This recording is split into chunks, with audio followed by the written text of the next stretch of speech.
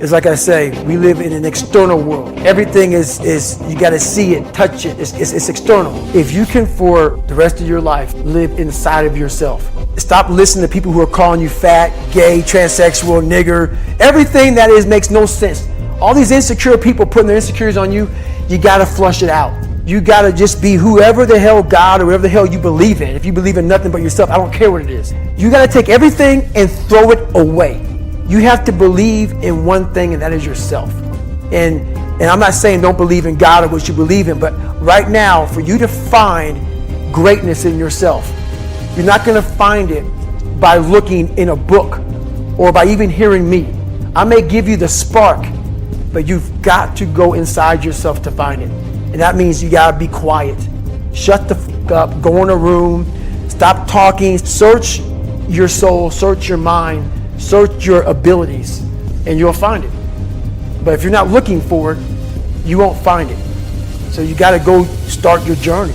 And the journey starts with you finding, why the hell am I here on this planet Earth? Why am I here? And if you don't know that, you will live the rest of your life searching, always asking the question, why? Even the hardest men, in times of suffering, what we do is we forget how hard we really are. Because that's what suffering is. Suffering is a test. That's all it is. Suffering is the true test of life. And so that cookie jar travels in my brain. So whenever I get put in a situation where I have poopy pants, the woe is me mentality of, oh my God, life sucks, I take a second, I take the 1 second decision. I step out of my life for 1 second, go in the cookie jar, pull up, oh, motherfucker, you went 3 hell weeks and finished 2. One of those hell weeks a guy died because it was so bad. Oh, you are a motherfucker. Badass. You are. I put it back in the cookie jar and I remember who I really am. I'm not the kid that was called nigga. I'm not the scared kid. This is who I am. It's a reminder of who you truly are at the core of yourself. But what I was saying to myself the whole time on that track, and this is what I say to myself. Self-talk and visualization are the 2 keys to my success. I believed for that last 19 miles, I was indestructible. Because I took myself in that chair, crapping up my back, peeing blood down my leg, shin splints, stress fractures. I use all that for motivation versus negativity. I use it for motivation. I said to myself, who on this earth would still be going right now? You are. You are. You gotta be the hardest motherfucker on the planet. Is it true? I don't give a fuck. At that time, it got me to the finish line of that race. I believed it. I believe it today. I believed it enough to where my body said, he's not gonna stop. And I took all the negative things. I need to go to the hospital, this and that. And I used it all. Who the hell could even get out of that chair? You did. Who the hell would even think about taping stress fractures up? You did. All those things I use for motivation. Well, there's a couple things here. If the person is above you or below you in the chain of command. So if they're below you in the chain of command, you explain to them, you say, look, we don't need perfection. We're not going to have 100% solution. We don't have 100% of the information. That's a good enough solution. We need to move forward. Let's execute. And you know what? If things go wrong, don't worry about it. I'll take responsibility for it. I'm not going to blame you, which is what you're going to do anyways as a good leader. So that's what you're going to do if they're below you in the chain of command. If they're above you in the chain of command, guess what? Same thing. You're going to say the same thing like, hey, boss, we don't need perfection here. Look, boss, we're not going to get all the information we need.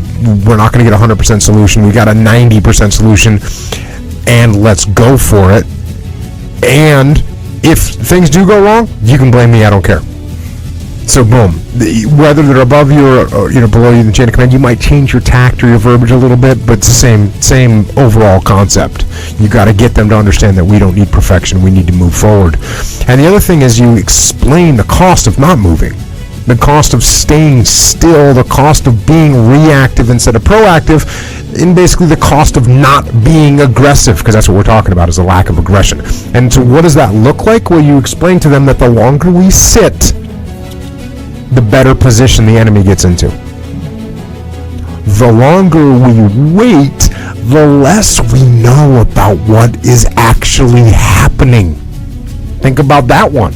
The more you sit here and you're planning, the less we know what's going on out there. The things are happening. They're changing. They're evolving.